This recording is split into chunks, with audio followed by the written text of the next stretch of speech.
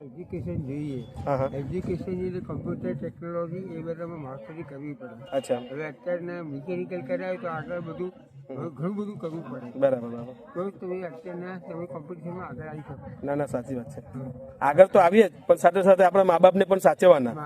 બરાબર ને? મા બાપનું બી બહુ ધ્યાન રાખવું પડે. હા એ જ ને. મા બાપ વગર ચાલે નહીં. હા એ જ ને. મા બાપ મા અને બાપ પહેલા દુનિયાની અંદર ભગવાન કરતા મા બાપ પહેલા. ના ના બિલકુલ સાચી વાત છે. રોજ સવારે પગે લાગીને જવાનું. બસ બાપુનું કાર્ય કેવું લાગ્યું તમને? બહુ સરસ. બાપુ એટલે જોવું ના પડે 40 વર્ષની ઉંમરે આજે આટલું મોટું મહાલ ઊભું કર્યું છે 10 જ મહિનાની અંદર. એટલે તો આવું કોઈ ના કરી શકે. ના ના બિલકુલ સાચી વાત છે. બાપુ જ કરી શકે, બીજું કોઈ નહીં કરી શકે. સાચી વાત છે. તમારા જેવા દાદા બધાના આશીર્વાદથી આ બધું શક્ય બન્યું છે. બરાબર ને? હા, અને બહુ સરસ કામ કરે છે. આજે આટલું બધું કરવું છે, આટલું મોટું સેટઅપ કર્યું છે, ત્યાં રાસ્તામાં સંભાળે છે, બધાને જમવાનું આપે છે, રહેવા કરવાનું આપે છે, કોઈ નહીં કરી શકે. ના ના બિલકુલ સાચી વાત છે. આ બાપુ જ કર્યું મેં.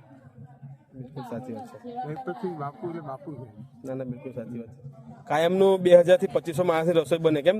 રોજની કેટલા 15 20. અચ્છા બરાબર. 15 થી 1600 માણસો જમતા ના ના બિલકુલ. રાસ્તા આટલું કાયમની એક્ટિવિટી કરવી ખૂબ જ અઘરી છે. અને ઘરે એન્ટરટેનમેન્ટ કોઈ આપણે પ્રોગ્રામો પણ બહુ સરસ લાગે છે.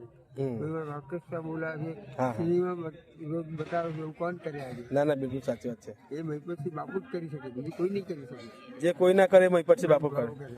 વિચાર કરો તમે. આજે નાની ઉંમરમાં આટલું બધું સ્ટાર્ટઅપ કર્યું તો સ્કૂલો ઊભી કરી છે, વિદ્યાર્થીઓ ઊભા કરે, એવું કોણ કરે આજે? ના ના બિલકુલ સાચી વાત છે. હવે કેટલું સપોર્ટ છે એમનું. ના ના બિલકુલ સાચી વાત આજે ગુજરાતમાં નંબર 1 થઈ ગયું છે એમનું. છે. બરાબર. શું નામ છે દાદા તમારું? હરીશ શાહ. ક્યાં રહેવાનું? હું વડોદરા રહું છું. વડોદરા રહેવાનું. અચ્છા ઓકે. ચાલો દાદા આનંદ થયો તમને મળીને. હે ને? બહુ સરસ. જય માતાજી.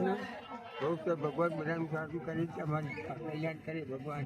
એ જ જોવાનું છે.